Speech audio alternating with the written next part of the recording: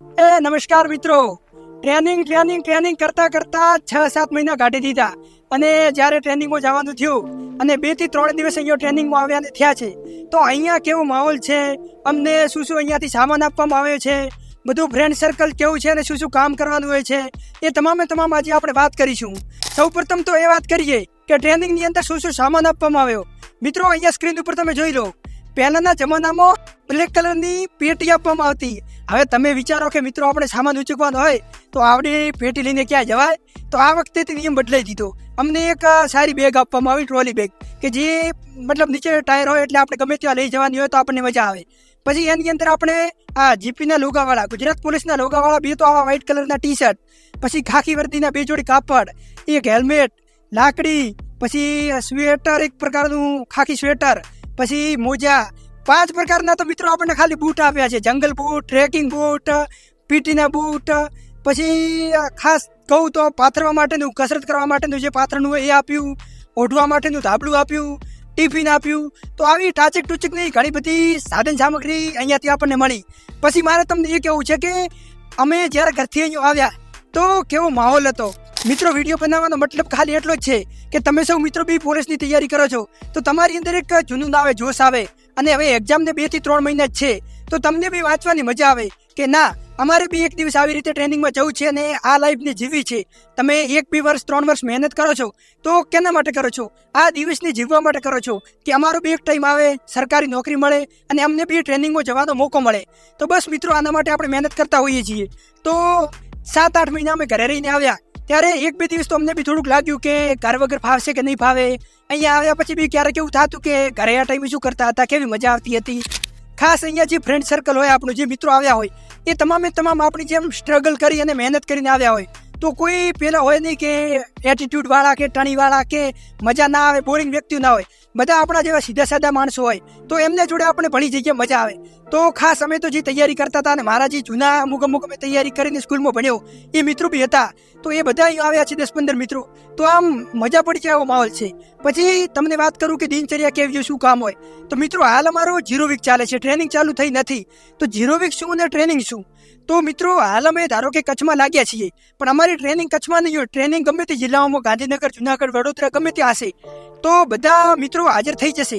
ત્યારે અમારું લિસ્ટ આવશે કે કોને ક્યાં ટ્રેનિંગમાં મૂકવા. તો ત્યાં લગી અમને જે હેડક્વાર્ટરમાં કચ્છમાં રાખવામાં આવ્યા એને 0 વીક કહેવાય. તો 0 વીકમાં કંઈ વધારે લોડવાળું કામ ના હોય. જેમ કે સવારમાં અમે 7-7:30 ઉઠી જઈએ અને 8:30 વાગે અમારે પહોંચી જવાનું હોય. પછી ત્યાં અમારા જે મેજર હોય ઉત્સાદ, એ એમને બધા ઉત્સાદ કહીને બોલાવે. હા, તો કેવી મજા આવે કે 8:30 થી 9, 9:30 વાગ્યા સુધી હાજરી પુરાય અને 1, 2, 1 આગે ચલ, પીછે મૂડ, દાયને ચલ. હવે અમુકને દાયેમાં બાયેમાં ખબર ના પડતી હોય તો એમાં ઘણી કોમેડી થતી હોય અને એ શીખવાડતા હોય ને આપણને મજા આવતી હોય. પછી 9:30 થી કરી અને 10:30 કે 11 સુધી 1-1.5 કલાક ગ્રાઉન્ડનો પીરિયડ હોય કે જેમાં વર્ક કરવાનું હોય. હવે વર્ક બી સ્ક્રીન પર ફોટા મૂકો, તમે જુઓ કે પાવડા તગારા લઈ જઈને કોઈ ઘાસ કાઢવાનો હોય. પછી નોર્મલ થોડું મોટું કામ હોય, કંઈ ખાસ લોડવાળું કામ ના હોય પણ આપણને મજા આવે એવું કામ હોય. પછી 11:30 કે 11 વાગ્યાથી કરી અને સાંજે 4:30 વાગ્યા સુધી આપણે ફ્રી હોઈએ કે જેમાં આપણે નાહવાનું હોય, કપડાં જાતે ધોવાના હોય, જમવાનું હોય, ઊંઘ લેવાની હોય. પછી 4:30 વાગ્યાથી કરીને 5 વાગ્યા સુધી ફરી હાજરી પૂરાય અને 1, 2, 1 आगे चल पीछे मुड़, ये सब होता है. फिर क्या होता है कि हाँ 4:30 થી કરી અને 6:30 અથવા તો 6 સુધી 1-1.5 કલાક ફરી ગ્રાઉન્ડ હોય કે જેમાં વોલીબોલ, ક્રિકેટ રમવાનું બી ટાઈમ આપણે આપી દે.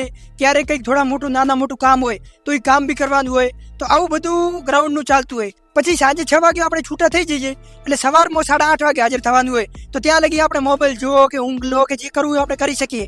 તો 0 વીકમાં ખાસ મિત્રો કંઈ લોડ હોતો નથી. થોડુંક આપણને કામકાજ કરાવે, બાકી મોજ કરવાની હોય, મિત્રો જોડે રહેવાનું હોય અને જલસા કરવાના હોય. અહીંથી આપણને ખાસ બહાર જવા મળતા નથી. તો ક્યારેક રવિવાર આવે કે આપણે કંઈ કામ હોય કે ઇમરજન્સી હોય તો આપણે બહાર જઈ શકીએ. બાકી હેડક્વાર્ટરમાં રહેવાનું.